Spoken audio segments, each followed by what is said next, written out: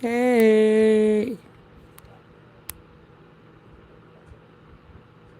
Oh, nah, that's way too close and personal. Hey.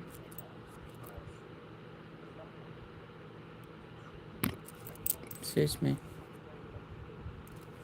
I go with that. I'll take that. So listen, let me get this off real quick because I have to come back later on and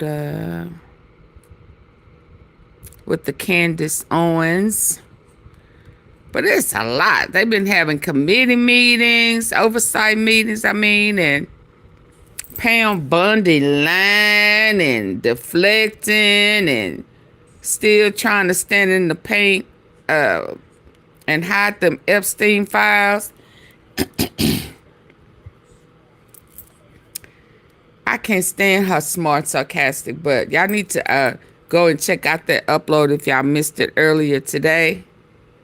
It was something special. So I'm going to play. Also, there, hey Cynthia, there is a judge that had recently rejected something from Trump. We're going to get into it today in just a minute, but I'm trying to let the people come on in and let me share this out and do my little 1-2 steps.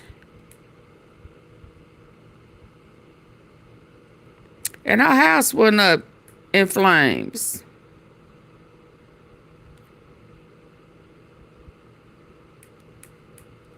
I mean, her house went up in flames. Can we believe that? They pull it. I ain't never seen nothing like this Making America Great Again. Man, these people are ooh-wee, ooh-wee. If you don't say what they like or you go against them,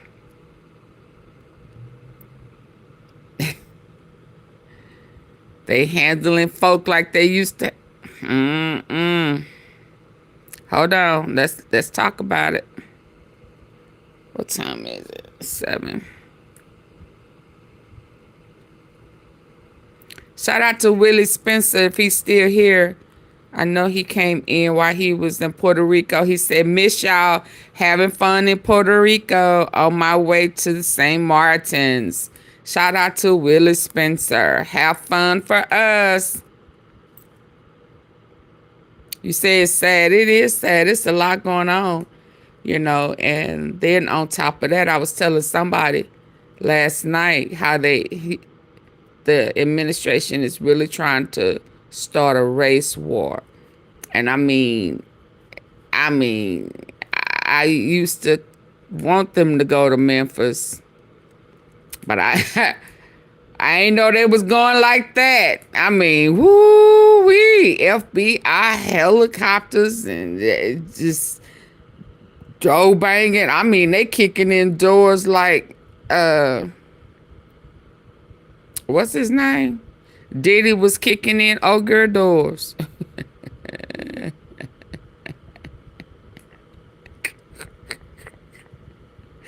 I'm wrong for that, ain't I? I mean, they kicking in doors like Diddy. Shit.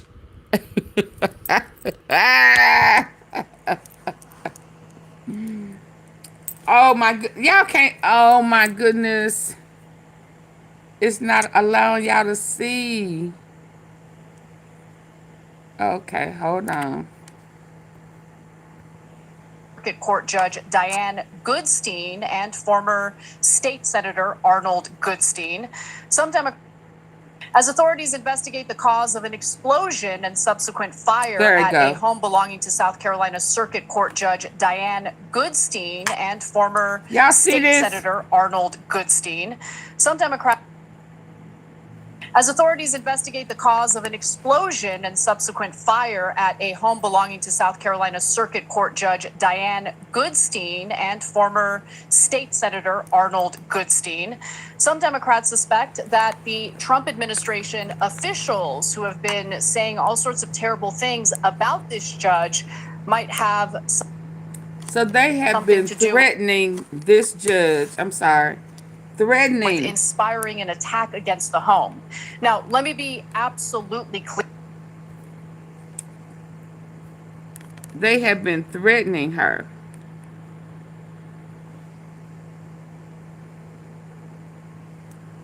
Hold on. This investigation is ongoing, and so far, authorities threatening her.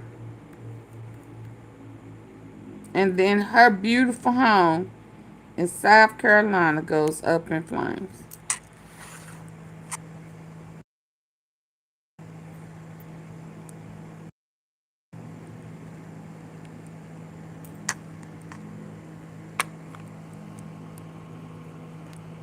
A judge. Trump hates to spew these attacks. It's all sad for president. I ain't never seen nothing like it. But when I saw this big old house, I was like, is that... I don't want to say what I want to say, but... As authorities investigate the cause of an explosion and subsequent fire at a home belonging to South Carolina Circuit Court Judge Diane Goodstein and former state senator Arnold Goodstein, some Democrats suspect that the Trump administration officials who have been saying all sorts of terrible things about this judge might have something to do with inspiring an attack against the home. Now, so they done made this judge house go up in flames. We just had another official lose their life, husband's life. I mean, what's really going on, y'all? About this attack, she refused to answer? Janet? About this? This don't make no sense, y'all.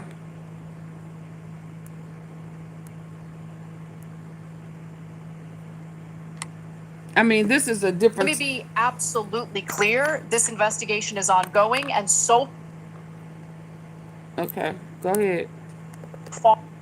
Our authorities have said that there is no evidence to suggest that there's been foul play or arson. However, they are still investigating it. Nonetheless, some of these accusations have led to Stephen Miller melting down, so stay tuned for that. Now, this investigation, again, is ongoing as we speak. Is there a possibility of arson? So far, authorities say they haven't seen any evidence of that, but we're going to wait until the investigation was a big is fire. finished. Now, prior to the fire, Judge Goodstein had been receiving hundreds of serious threats, including death threats. Before I give you the details on that, any thoughts, Cenk? I'm worried about it. So when there's a giant fire in the house of someone who's been receiving death threats, absolutely, you could tell me that you don't have the evidence yet, and I believe you, and maybe it was a coincidence. But my antennas are going to be up for not a coincidence. So I'm super worried about it. So there's been a lot made about how, especially after the assassination of Charlie Kirk, all of this rhetoric, all what of this about the vitriol needs to be other toned senators down. and stuff? What's interesting is that commentary is directed to some on the left, and I agree with it. We need to be very precise and careful with our words. That doesn't mean that we should stop criticizing or critiquing politicians. At the same time, there hasn't really been much said about the violent rhetoric coming from the right. So that's really at the heart of this story and what has led to Stephen Miller melting down. So hop on in. We're going to take a little bit of a ride, and I'm going to walk you through what's been going on. So according to local law enforcement, the fire appeared to have been caused by an explosion. Now, Judge Goodstein was like dynamite not in the home at the time of this explosion and fire. An explosion like dynamite. Y'all please double tap the screen, get the lights up. Like dynamite explosion. Okay. She was apparently out walking her dog, but multiple members of her family, unfortunately, were inside the home, including at least 3 who have been hospitalized with injuries sustained during the fire. So according to South Carolina Chief Justice John Kittredge, Judge Goodstein was walking on the beach when the fire started. Her husband, Arnold as he goes by as well, was in the house with children and perhaps grandchildren. The family had to escape by jumping from a window or balcony. By the way, when the rescue efforts were taking place, the rescuers needed to use kayaks in order to get to the home and rescue the individuals inside. And that's because the home is like on the water and it's hard to get to. Quote, I'm told there were injuries from the fall, such as broken legs. Arnie's injuries may have been the most serious, for he was airlifted to the hospital. So Arnie, again, the husband of the judge, is reported to have multiple broken bones in his hips, legs, and feet also due to the asked fall. wiretapping The other those cell family phones. member I who was saw reportedly that. hospitalized with serious injuries was his son, Arnold Goodstein II. Now, let's talk a little bit about why some are suspecting that this could have been the product of foul play, possibly arson. Again, I'm going to repeat again, there's no evidence of that yet. And there may never be any evidence of that. However, the DOJ had apparently sought the information, including names, addresses, driver's license numbers, and social security numbers of over 3 million registered voters as part of President Donald Trump's March executive order restricting non-citizens from registering to vote, which, again, there's no evidence that that's something that's taking place anyway. But the judge stepped in and essentially was his son, Arnold Goodstein II. Now, let's talk a little bit about why some are suspecting that this could have been the product of foul play, possibly arson. Again, I'm going to repeat again, there's no evidence of that yet. And there may never be any evidence of that. However, the DOJ had apparently sought the information, including names, addresses, driver's license numbers, and social security numbers of over 3 million registered voters as part of President Donald Trump's March executive order restricting non-citizens from registering to vote, which, again, there's no evidence that that's something that's taking place anyway. But the judge stepped in and essentially blocked the DOJ from accessing the information of the voters from the state. So her decision ended up getting criticized by Assistant Attorney General for Civil Rights, Harmeet Dillon. And the judge's decision was also later reversed by the state's Supreme Court. But the damage had already been done in the eyes of, Trump administration officials, in addition to Trump supporters. So in her ruling, Goodstein had stated that handing over this sort of data would cause immediate and irreparable damage by violating people's right to privacy, something I actually agree with. But at the time, Harmeet Dillon, who was nominated by Trump, slammed her ruling and posted on X that the Justice Department's civil rights will not stand for a state court judge's hasty nullification of our federal voting laws. I will allow nothing to stand in the way of our mandate to maintain clean voter rolls. One citizen, one vote. Now, I want to be clear, even though I disagree with Dillon, I don't see anything wrong with that post in terms of inciting violence or anything like that. And then judge temporarily blocks South Carolina from giving millions of voters data to DOJ. But even more recently, literally a day before this fire occurred, Stephen Miller, who is the deputy chief of staff, targeted federal judges in general who rule against Trump in a social media post. Far right, so he wrote the what following. they call far right. The issue radical is now before us. The issue before us now is very simple and clear. There is a large and growing movement of left-wing terrorism in the country. No. It is well organized and funded, and it is shielded by far left Democrat judges, prosecutors, and attorneys general. The only remedy is to use legitimate state power to dismantle terrorism and terror networks. So obviously that type of rhetoric makes it appear as though judges who rule against the Trump administration are essentially providing cover for terrorists in the country. And in regard to this judge's ruling against Trump, essentially attempting to block him from accessing the voter rolls. Let's talk about something that drives every business owner absolutely crazy: trying to hire the right people. It's like trying to find a needle in a haystack. You post a job and you... So one user with over 11,000 who have some pretty decent followings on social media, posting all sorts of, in my opinion, violent things. So one user with over 11,000 followers replied, quote, "Rain holy hellfire onto these judges who interfere with the executive branch." There you go. Obviously not understanding how our system of government works, how we're supposed to have a system of checks and balances, so you don't have an executive branch that gets... He said, rain what? my opinion, violent things. So one user with over 11,000 followers replied, quote, "Rain holy hellfire onto these judges who interfere with the executive branch." Obviously not understanding how our system of government works, how we're supposed to have a system of checks and balances. It So look you like don't have an executive branch that gets drunk on power and is never mitigated or checked by other branches of government, including the judicial branch. Now, the next day, the next day, hours before the fire, Stephen Miller accused another judge, U.S. District Judge Karen Emmergut, of legal insurrection over her blocking the National Guard being deployed by the Trump administration to Portland.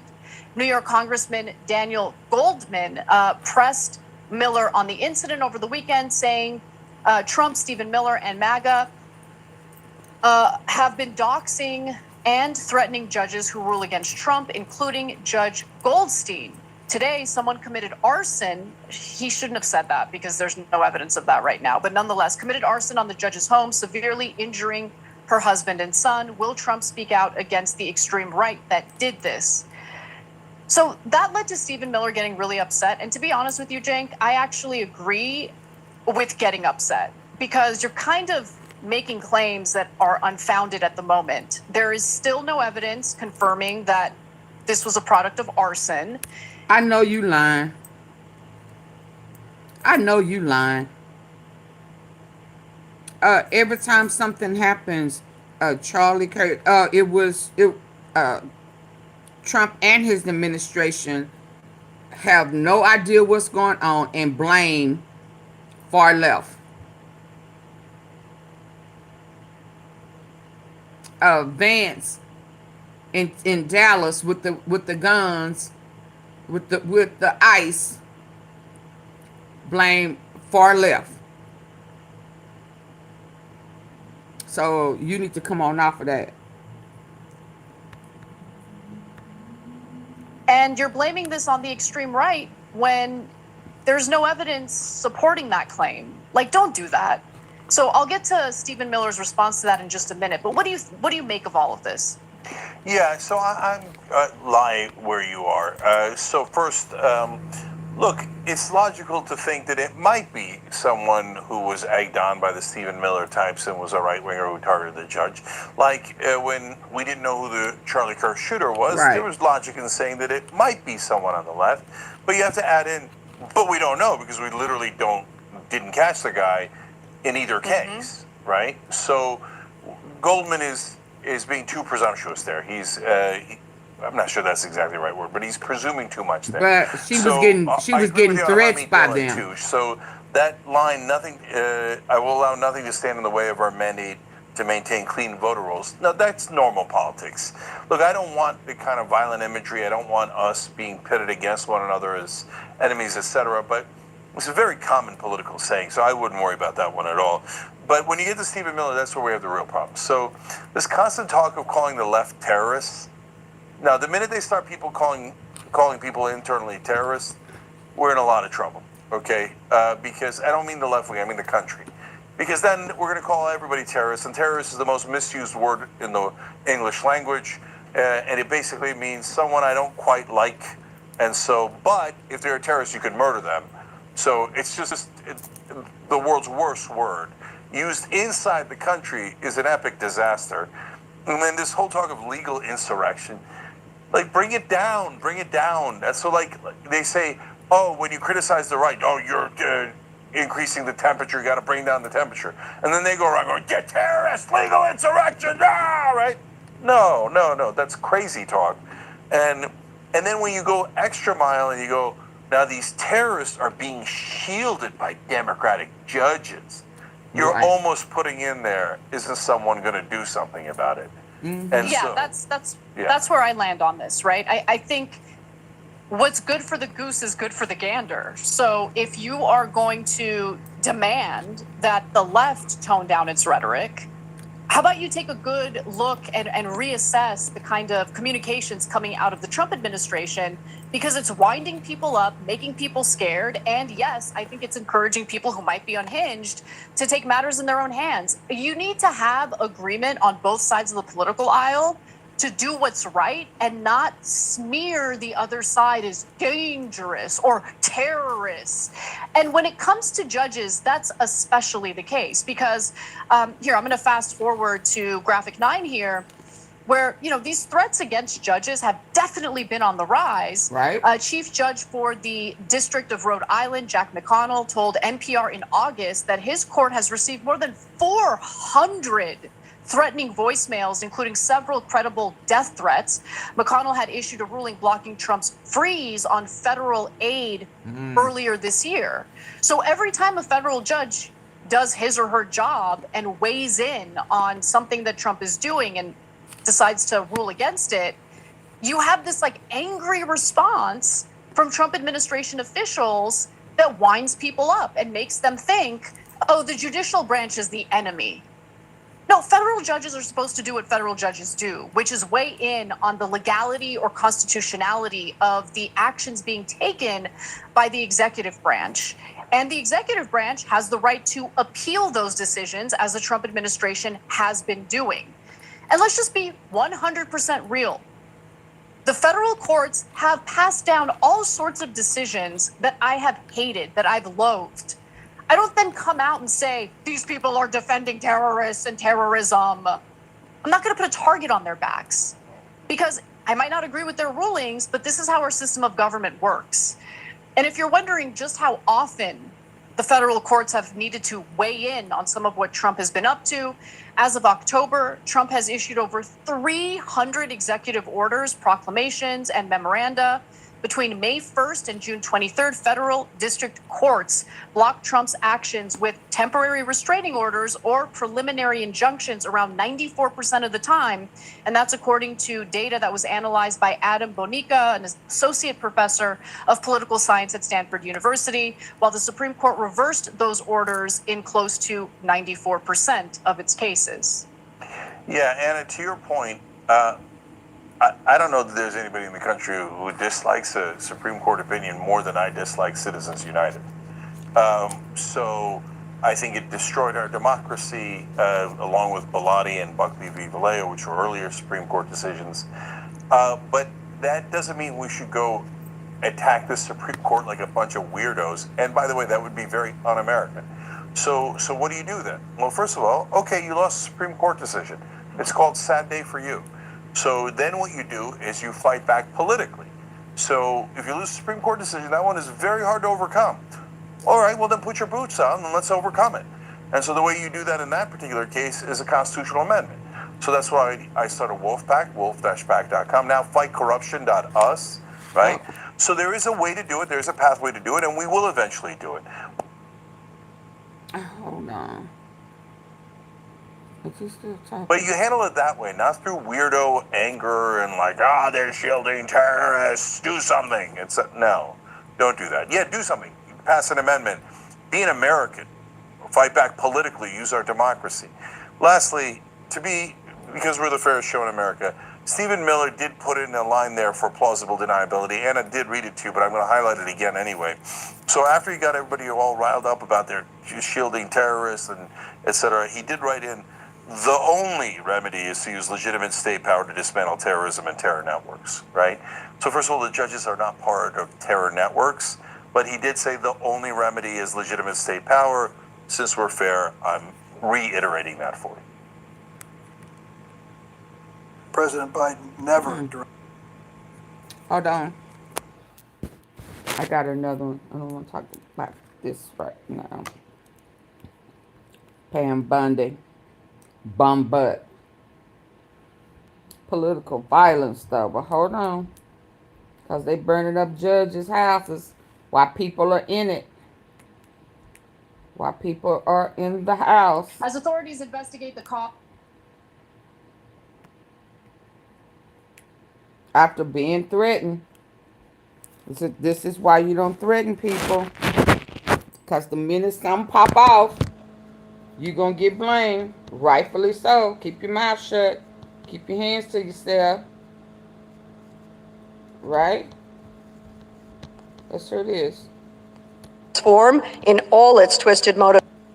Turning to our special report, the facts on political violence. The U.S. faces a major problem with attacks on political leaders. We've recently lived through assassinations, assassination attempts, and other attacks on elected officials. We have seen over the last 8 or 10 years this. Turning to our special report, the facts on political violence.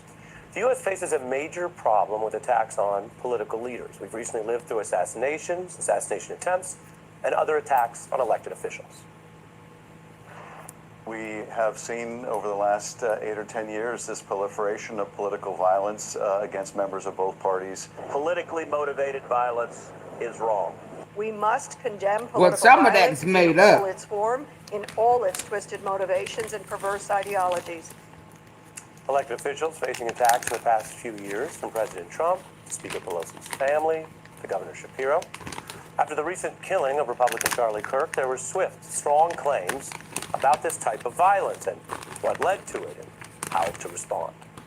Assessing this grave problem requires evidence, facts, and detail, while also patrolling against partisan bias, which can be very hard when some Say of the it again, crimes here bias. are political, designed to incite, plus the emotions running high, understandably. Our report now documents the actual motives in recent violence, as determined by law enforcement. Now, for anyone craving a simple binary story about only one side's blame, you're not going to find it here in the facts, or the sometimes vague motives, as reviewed by investigators. Across history, we know U.S. political violence has ebbed and flowed over time, spikes during periods of unrest. The trends have sometimes shown ideological bents. Political violence surged starting in the late 1960s, Reuters reports.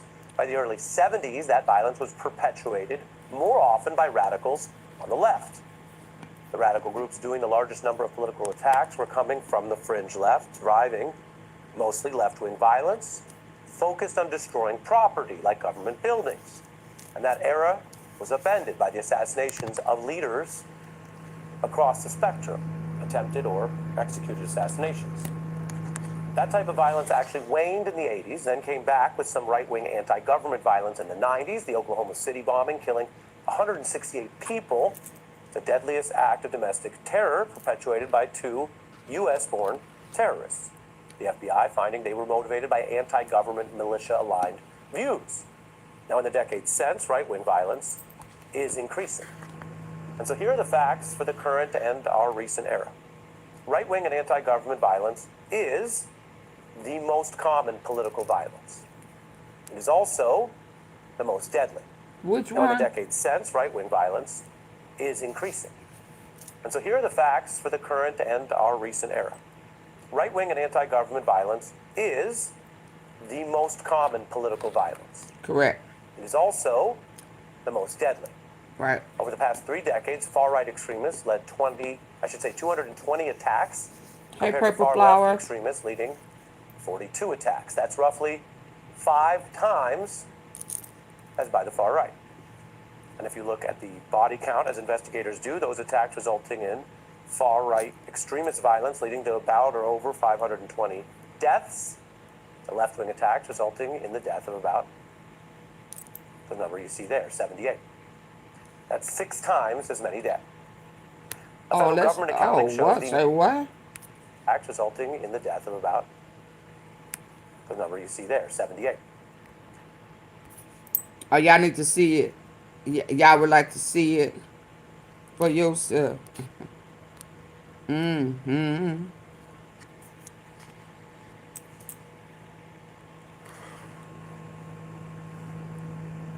the truth. Oh, I'm sure he don't want these stats coming out, because the truth don't look like what he lie about. But here it is. Here it is. Look at it with your good eye. Yeah. So all of that he been saying, and his VP too, is a lie.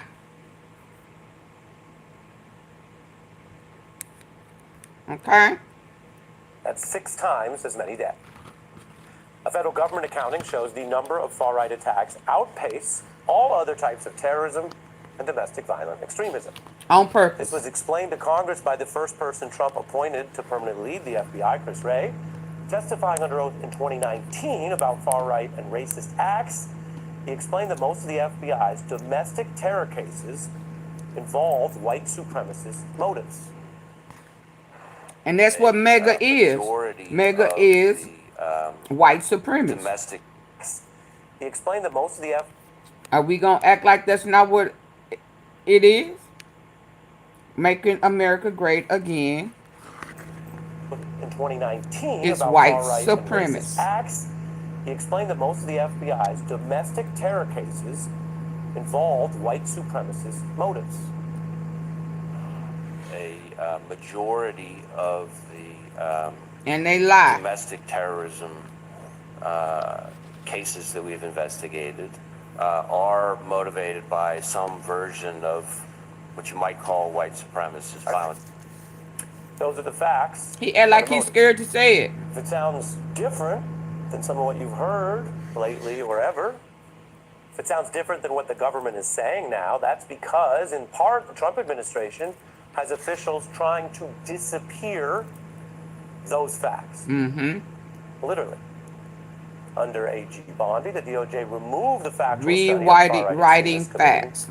quote, far History. more violence than the left in this current era.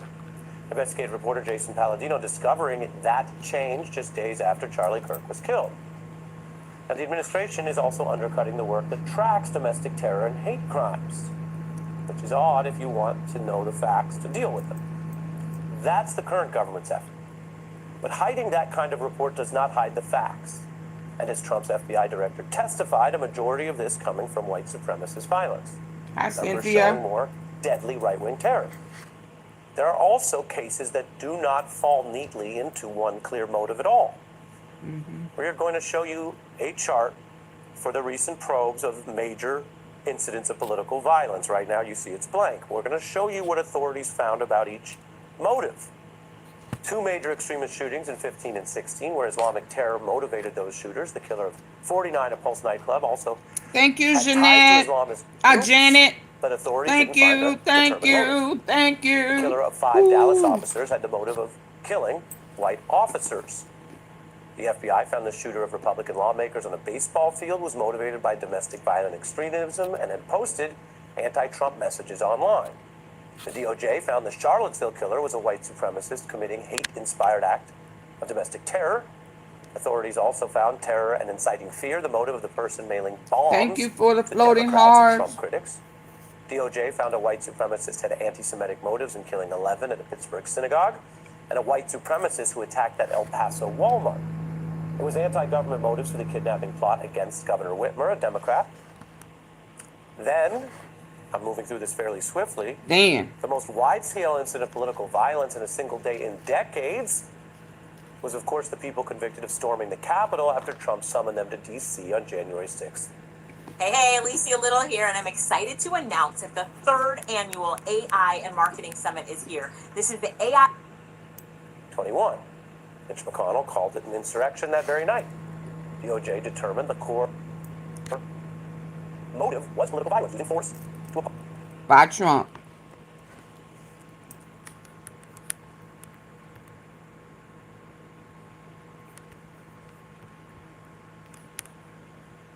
Determined the core motive was political violence, using force to oppose the lawful transfer of power.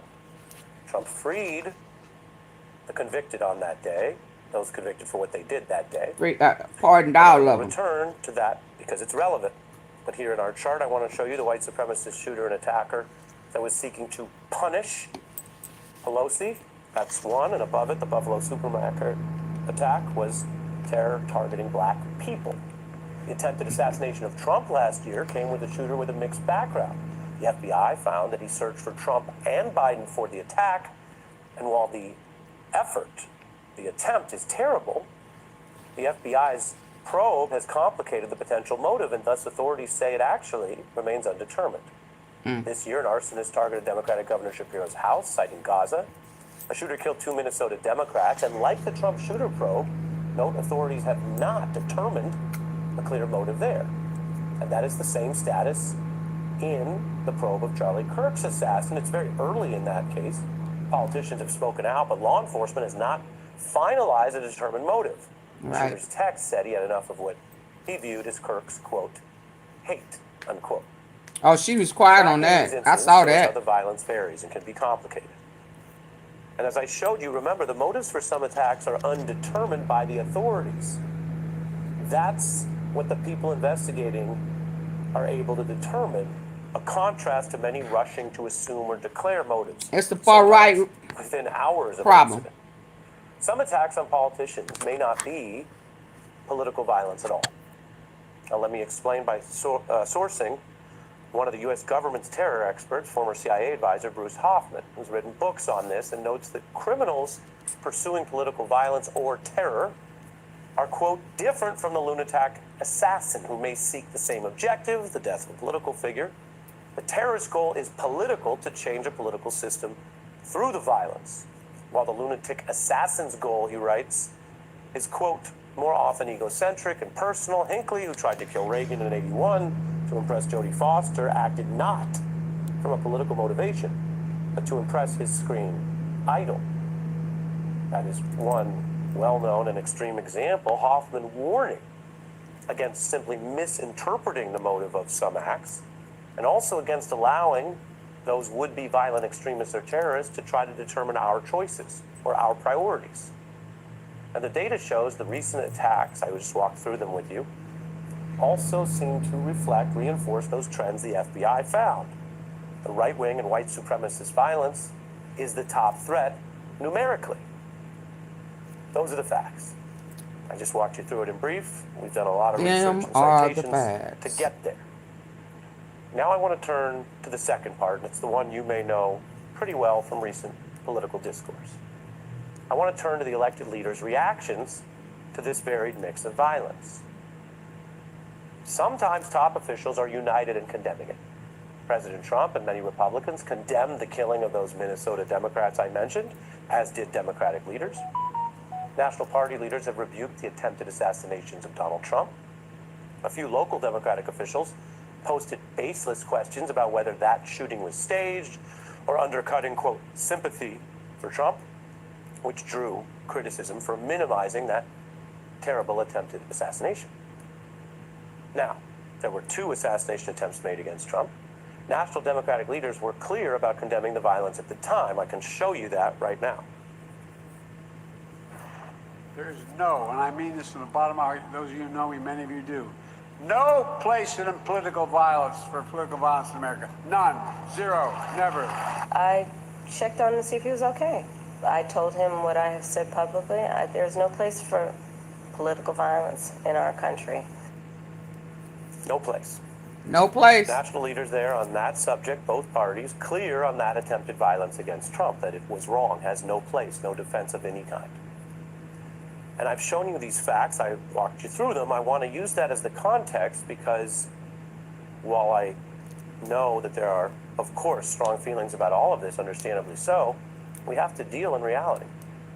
And while there was those universal condemnations of what I just showed you, President Trump, factually, does not always join in condemning that political violence.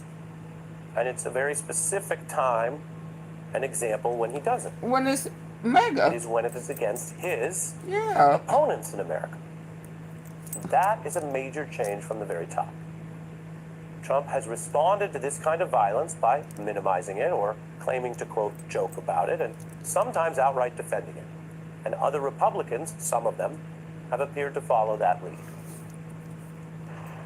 Crazy Nancy Pelosi. How's her husband doing, by the way? Anybody know? Oh, wow. Lawmakers are reacting to the arson at the governor's mansion, including Representative Dan Muser. On a podcast, Muser condemned the suspect's actions, but also appeared to put some of the blame on Governor Shapiro Wow. for the arson attack. You also had people that were very fine people on both sides. The sting that they did involving Gretchen Whitmer was fake. Backlash is growing over Utah Senator Mike Lee apparently posting jokes to his social media about the assassination of a Minnesota lawmaker and her husband. The plot against Governor Whitmer was real, not fake. As was the assassination that Senator Lee joked about. Very real, 2 people murdered. And the attack on the Pelosi household that Trump referenced, real. So there have been some recent calls to tone down rhetoric, the words that might minimize or launder actual violence against political leaders, though, what you just heard, for example, from Donald Trump, would be the first clear place to start. And those are just words. The other shift. Y'all, it's 174 people in. I need at least 100 likes. Double tap the face of your screen. Just like that. Or hit the 3 dots at the top right. Or just find the thumbs up in front of the face of the live. I need to get them up. Please. Please, please. Please, please. So that we can continue to go forward. It looked like somebody took 3 of their likes back.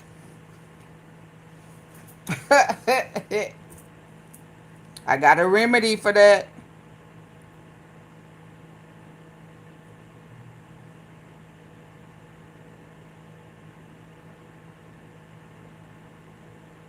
Okay.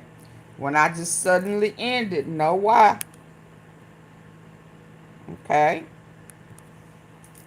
On this long road of political violence in America is the way from the top we are seeing some of it legitimized.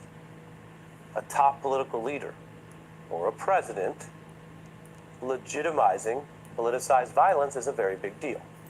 This has been in our face since January 6, 2021. Absolutely. The first break in America's peaceful transfer of power, a convicted sedition now, for the first time this year, embraced and rewarded by a sitting president. Yeah. This January, Trump's VP, Pardon J.D. Vance, was still publicly opposing freeing people convicted of political violence against police on January 6th. Vance said, if you committed violence on that day, obviously you shouldn't be pardoned. If you committed violence on that day, obviously you shouldn't be pardoned. Obviously. But because that pardon rewards the violence.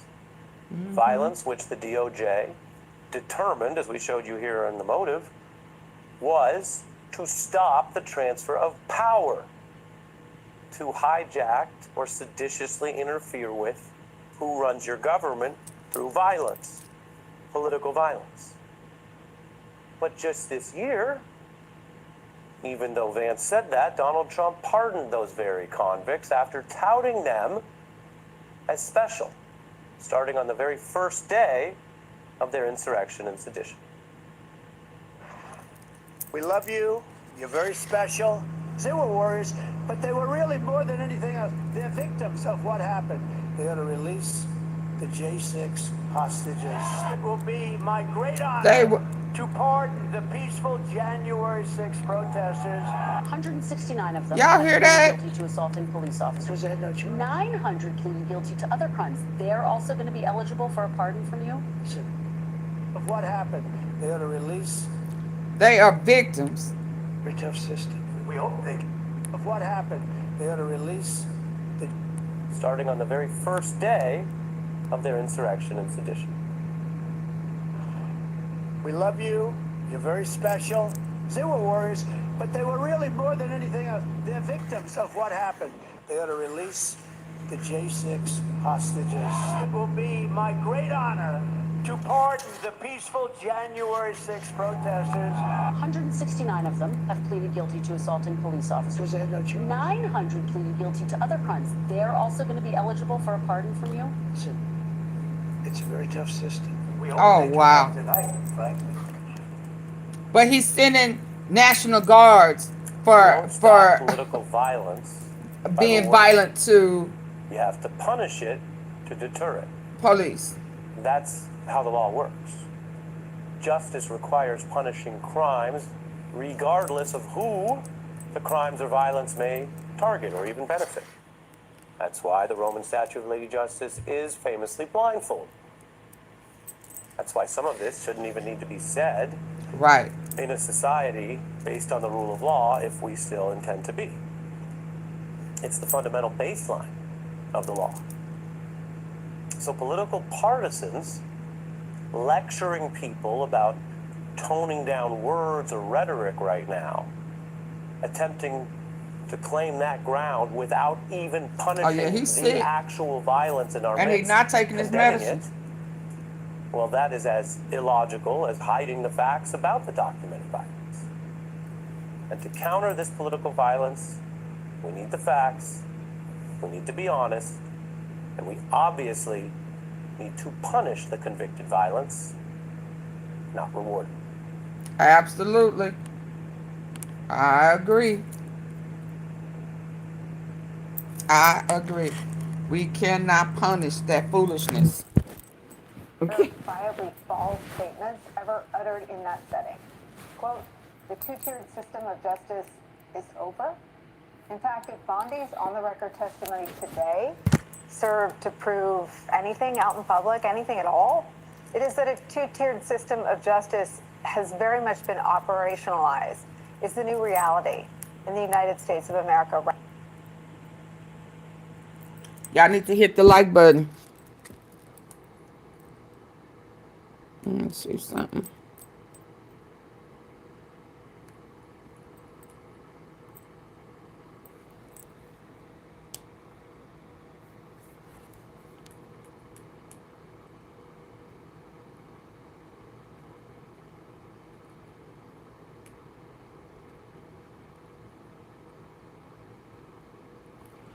Double tap the screen. Yeah.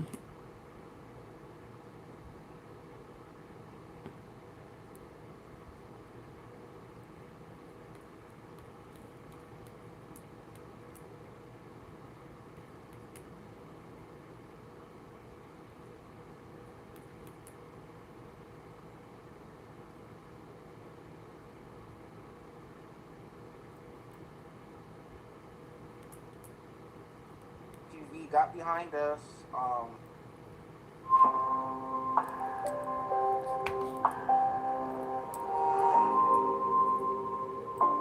Well, hey everybody, thanks for joining. So I've got a really good couple of folks I want to talk to because they have a pretty interesting story that I want them to share. And we talk a lot about Maga. What is it that Yeah, gets because I'm people to in about kind of 5-10 wake up to minutes. what's If the going lights are on not and up, to I'm change gone. their viewpoint. I'll be And back this later. is a pretty unique story we've got here. And I got connected to them through H0USE, who everybody knows from leaving Maga.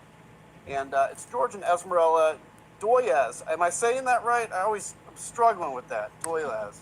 Doyles. D-O-I-L-E-Z. Doyles. Doyles. All right. Doyles. Perfect. Well, you guys got some attention lately. And what I want to talk about is what happened to you, kind of your story. And then, from there, I guess, what have you learned? What are your thoughts? Things along that line. So first off, you guys were harassed, really. I think you were like even 7 miles from the border. You were harassed at a checkpoint, certainly racially profiled. So why don't you talk about what happened? And I think that'll help people remember the story because you got a lot of attention for us. So yeah, if you don't mind sharing. Right. So I think it was August 6th, right? August 6th. We were traveling to the dentist. A couple of years ago, I was hurt in an agricultural accident with the tractors. So we've been doing this routine, the same roads for 2.5 years now. And on this particular trip, we decided to veer off into Hukumba to explore campsites and whatnot, and we had noticed just vehicles, white trucks and stuff, and what happened was a black SUV got behind us. There was men in dark glasses, kind of like bandit masks. They were just going behind us, and then at one time got in front of us, circled around, came this way, ended up in our trip that this unmarked vehicle threw on some lights and pulled us over. And then that's when Double tap. I still wasn't sure at the time what happened because they weren't presentable as law enforcement. They were just guys throwing up a blue and red light up on their rear view mirror and turned it on. And then so I pulled over, and then that's when my wife, she had been recording, and then people can tune into her YouTube and get more information, because we recorded the entire thing from beginning to end because we didn't want to cut anything. We wanted the people to see exactly what the behavior is going on from the United States government, and that's what happened. And now we're here talking to you, and then we've had other podcasts, and we're just going to keep talking because I believe that we were fooled into our vote towards MAGA, and I think you also Fooled into their vote. too, and so I just a lot of things, and even since then a lot of things have happened. So it's just the world is just on fire. Yeah, it really is. So what's your YouTube channel so people can look it up if they want to see the full video? I think it's Esmeralda. I believe it's a line, and then it's like 07. Let's see here. It'd be a. And you'll be able to find it because it got a lot of attention. If anybody just put in George Doyle's, Okay. It pops up like on the first thing now for some reason. And then I have nieces and nephews, and they've called, "Hey, you're on TikTok." So I was like, "What?" And so they're like stoked, like their Uncle George is up there, And we've gotten a lot of, negative response, of course, from a lot of people. But it's surprising how a majority is so supportive of this. They're like, what they did to you was wrong. But not only that, there's so many people like us out there that did fall for Trump, and we fell into this illusion of the. I mean, it was kind of like getting him rooting for your favorite football team for the Super Bowl. Over those 3 years, all the media was throwing so much at us that they were attacking Trump, and we bit into it, and we thought everything that was shown on TV, we believed it. And then also, we're border town people, so it's not like. You better saying, move. Well, a lot of this is fake, but we saw with our own eyes the white buses coming into the hotels full of illegals, and they were housing them. We know the owners of the restaurants here that were feeding these people 3 times a day under government contracts. So there was a lot going on here that we witnessed, so it kind of got us, it got us in our vote to, we got to get involved because. And we saw, our town is small, so we saw people escape. I don't think they were detained there, but they did have security. But people were walking off of that compounds, the hotels, breaking windows in Walmart parking lots. People were not all, they were crazy people housed in these hotels. And the law enforcement, if people can go into the logs, they'll see the proof during that time of what we had to go through as small town Americans here. And it was bad. So we thought we had to get involved and do something. But her channel is Esmeralda-078. Okay, Esmeralda. Yeah, and we deal with that every day. We're not YouTubers, so she just did that real fast. Everyday life. I mean, videos. We were like, somebody's got to see this because this is not right. They sure did. Well, listen, so let's talk about that, because I think it's important that you mention what drew you into it. And, I personally have been very critical of the Democrats, saying, for too long they ignored the border issue. I don't know, you guys may not know this about me. I just retired, but I was a pilot in the Air National Guard, and we actually flew the border in Arizona. And when we go down there, I think we were based out of Tucson, and we'd fly the border. And, you'd see we'd find bodies all the time. We were a reconnaissance plane. We'd find bodies because coyotes would bring these people over and then desert them.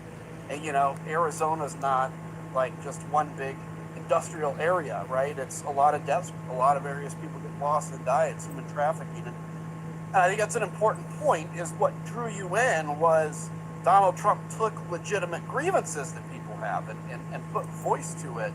But then what you then experienced is this in practice is not about like, hey, let's just get rid of the criminals, let's control the border. Now that's it's what rolled they into said. racial profiling. And the interesting thing about this is, so you talk about the SUVs and everything. I mean, so now it's not just the troublemakers. You didn't know they were police, right? You didn't know they were law enforcement. Probably even when they started talking to you. But that's got to be a little frightening, right? Absolutely. We were. I mean, I was in fear I just didn't want my wife to see something bad. I wasn't convinced at all because of the way they weren't even. If people were to watch her video from beginning to end, both of those agents in the beginning weren't even fully attired until the end of the video. You'll see that now they're tucked in. The one gentleman's makeshift vest was tightened up, and this guy on her side, he had his shirt out, no badge showing, no gun showing, and it was like we're in the middle of nowhere traveling, and so I felt like we're getting attacked by bandits. That's what it felt like. You have cartel that operate up there. Correct. And then not only that, we didn't even feel safe once we, not once I figured, okay, this is real, they are law, government.